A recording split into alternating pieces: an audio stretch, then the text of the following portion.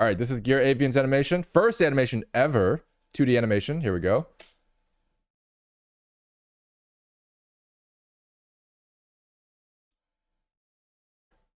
Bro, bro, how, how is this gonna be your first animation, bro? How is it, bro? Hey, want to be reviewed? Just send your animations in the Professor Goo review channel in the Discord. Each stream, I'll be going over one animation, which will be randomly selected from that channel. If you happen to be in stream that day, we'll go over it and maybe even jump into a call. If you want to watch these streams live, go to twitch.tv/DylanGoo. Hey Goos, welcome to the Professor Goo reviews. This submission was by Gear Avian. Gear Avian is an amazing animation, 2D animation in fact, which allegedly is his first animation ever, which is kind of crazy because this is great for a first animation. It is a 2D animation of a guy spinning a gun, obviously, with a bit of a gangster style.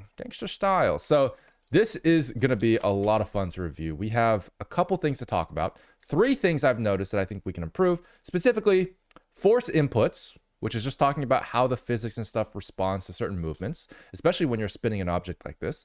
Number 2 is smear frames. We have, of course, a lot of smear frames here, and we're going to talk about exactly how to improve them, how to lean into them a bit more, how to take advantage of these already pretty good smear frames. And then we have shape preservation. So this is something that actually is more specific to 2D animators. You want to understand the 3D shape of an object to try to preserve it as much as possible when you're changing angles. And so, for example, like we have this particular angle at the beginning here, where we have a slightly rotated gun, and understanding how to draw this gun in a way that is actually more accurate to the 3D shape of the gun.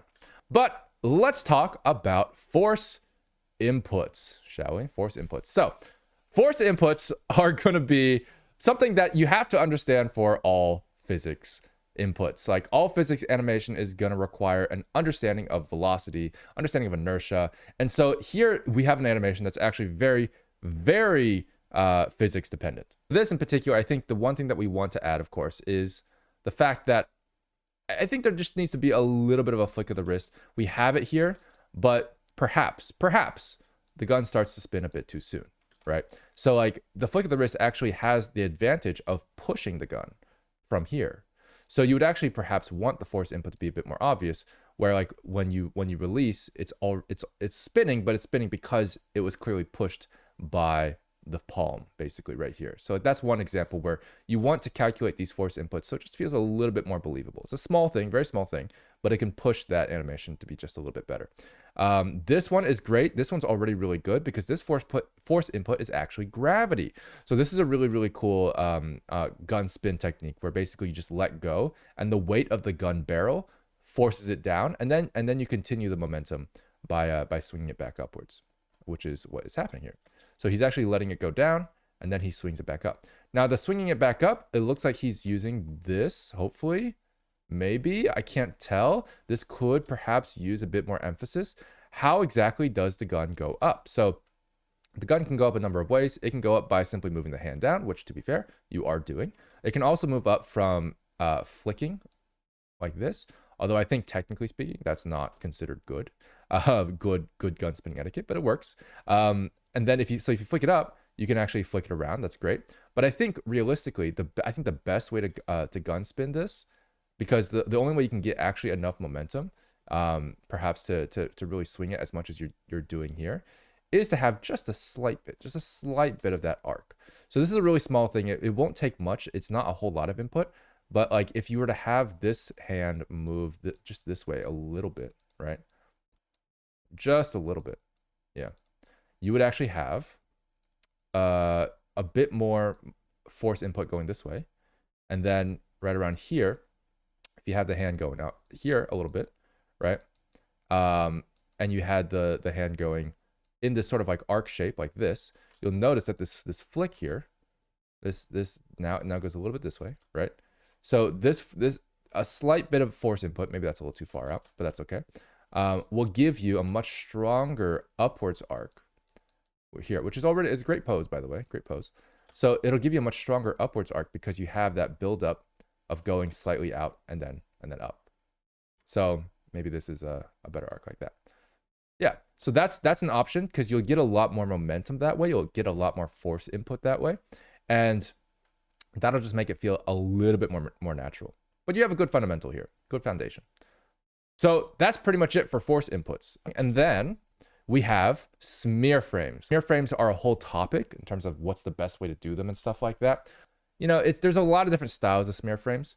I think generally speaking, what you've done here is you've done what people might call, if they had a name for it, I don't know what it's called, but if you had a name for it, people might call them soft smear frames, maybe.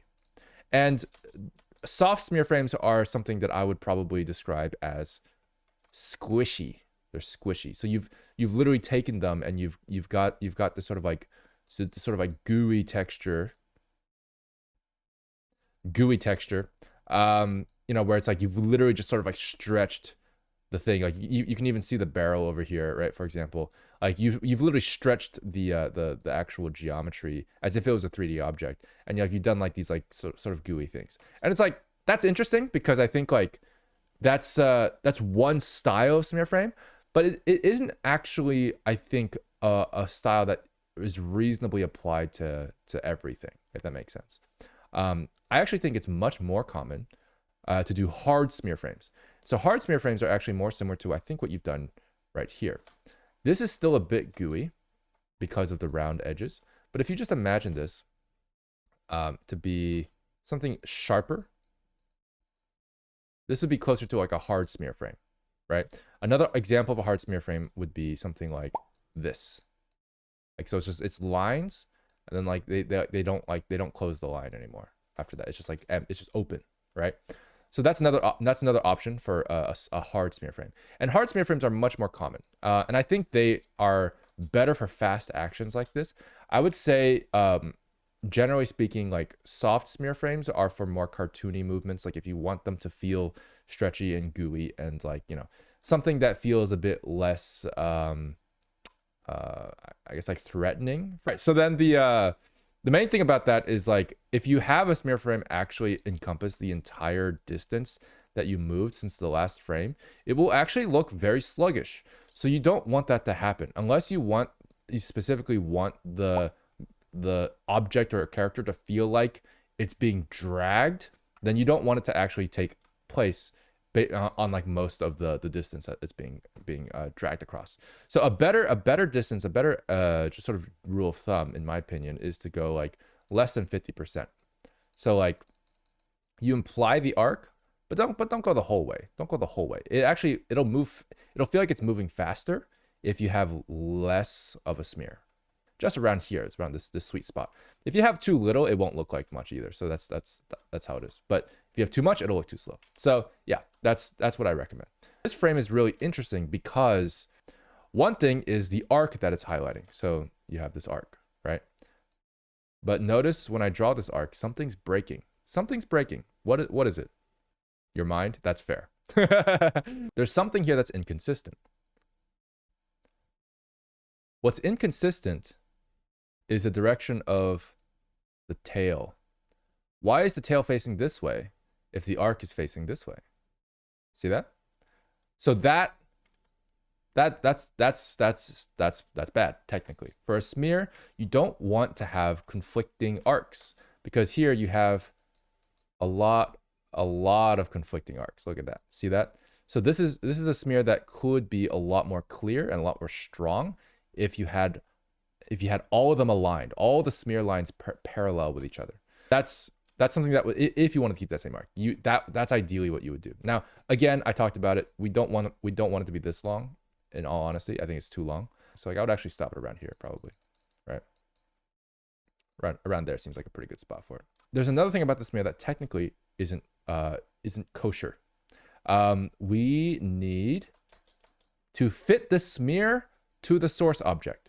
What is wrong with the size of the smear? Not just the length of it, we talked about that, but the width. This is bad. If you have a smear source smaller than the smear middle or even the smear end, right? Especially if you were to imagine this as a single arc, which wouldn't be good, but this is huge, right? So the problem when you make these smears bigger like this, it makes it feel real. It makes it feel substantial. Like this feels like a material, a substance rather than a smear, because in real life, smears are relatively the same size. Getting thicker is a little strange, unless it's perspective, of course. If it's like being foreshortened towards the camera, then yeah, that's great. But like, yeah, so this one is supposed to be orthographic. It should be the correct width throughout to read a little bit better. So that's all pretty good. I would actually recommend not to do a smear here personally, because it's obscuring the silhouette of the hand. I would actually rather you do a smear on the hand. Smears that don't have strong silhouettes are kind of, they're not going to do a whole lot at the end of the day. There's also some interesting, there's different kinds of smears for spins, by the way. And I think this is worth talking about. You don't need to have like these arcs per se for these spins. It's actually pretty common to do a spin that basically just looks like, you know, you just sort of like have a circle going around. But like you can have what's called like these like ghostly after images where you have like just like a handle here, you know, or something like that, like is in full view and not smeared at all, but like it's there. So like you can see that now it looks like it's spun like multiple times in a single frame, and that'll feel honestly pretty good. This smear I think could be better. I feel like I don't fully understand what's going on here with this smear. It's a good silhouette. The silhouette works, like that's it stretches and that's great, but it could be a lot better. So for example, right here, I think like if you did want to have something that is a bit more like readable, I think something like kind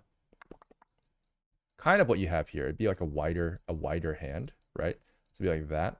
And then I would actually just lengthen the width of the barrel so it looks like that. So the barrel's like crazy, but you would keep the gun shape and everything like that, right? So you'd have like whatever this is, the gun here, and then it'd be like this. But you would, generally speaking, try to keep the width of this area about the same. So you see that it's a bit more consistent. So now you have a much cleaner smear, even though it's soft, that's fine. A much cleaner smear that is easier to follow. So that's smears. And then we have the final point, which is shape preservation. Shape preservation is a really hard topic because it is honestly the hardest thing about 2D animation in general. You have to understand 3D shapes to do 2D. That's crazy, right? That is crazy. So I'll make this a new color real quick. Shape preservation is a difficult one, but there's a couple things here that you can improve. There's a couple frames that are technically, from a shape preservation perspective, incorrect, and this is one of them. So obviously, first of all, where the heck did the firing pin go? You know, that's gone. We got to make sure that's there, right? There's also the thing of like, how much is it turning? Because this is giving me conflicting perspectives. So this aim sight here is actually is implying that the gun is sort of facing towards me a little bit, right? But then this handle is giving me like this weird sort of like, is it kind of sideways a little bit, right? Because like I'm not seeing enough of the top of the handle for me to justify seeing the top of the gun here. So this is where shape preservation gets a little tricky, because in the same object, you have to keep the perspective consistent. And it's really, really hard to do that. But here's what I'll just draw over this just to show you exactly sort of how it should be. So first of all, the angle of this gun needs to be consistent, right? It's much more obtuse in this one. That's a little bad. But of course, it could be perspective, right? But technically speaking, the perspective is going away from you. So actually, it would get more acute. So the handle should actually be here. And if it is here, the length of the handle will then determine how much is the gun facing towards you, away from you, right? So the length that I've drawn it here, which is, by the way, already shorter than the length you've drawn it here, but the length you've drawn it here is already quite short, but it's still not enough. And then if the gun's facing away, right, according to this barrel and according to this, whatever they're called, chamber, and according to this barrel, it should be facing, you know, like away, quite a ways away. If I were to draw a cube here, right? If I draw a cube here, it'd probably be facing something like, you know, like that, right? By the way, drawing cubes is a great way to get perspective down. Practice. But if it was facing away like that, then where would the handle be, right? Draw the gun within this thing, and then you'll notice that the handle needs to be there, right? It needs to be around there. So the handle actually needs to be pretty short. So this is technically more accurate, right? Because of the perspective. But the other angles that you have, like this angle, for example, is pretty well done. Like this is, you have pretty consistent stuff. Although I would say this is too long. This is slightly too long. So the reason being, of course, is that like because of the angle here, it's a small thing. You know, this trigger should not actually be out here. It should be probably here, to be honest. And like it's not going to give a great silhouette, and like it's tempting to try to give it a good silhouette, but it's not there. It's not there in 3D. But yeah, good stuff, dude. Good stuff. Honestly, really good first animation. This is incredible. Like these notes are honestly nitpicks. Like the smear frames are probably the biggest thing that you'll need to practice in terms of the fundamentals. Everything else is just kind of a nitpick that you can get better at pretty easily. But yeah, study smear frames, get some input velocity studied, try that out, and practice some shape preservation. That's really it. So there you go. We got an applause from Bucket Boy as well.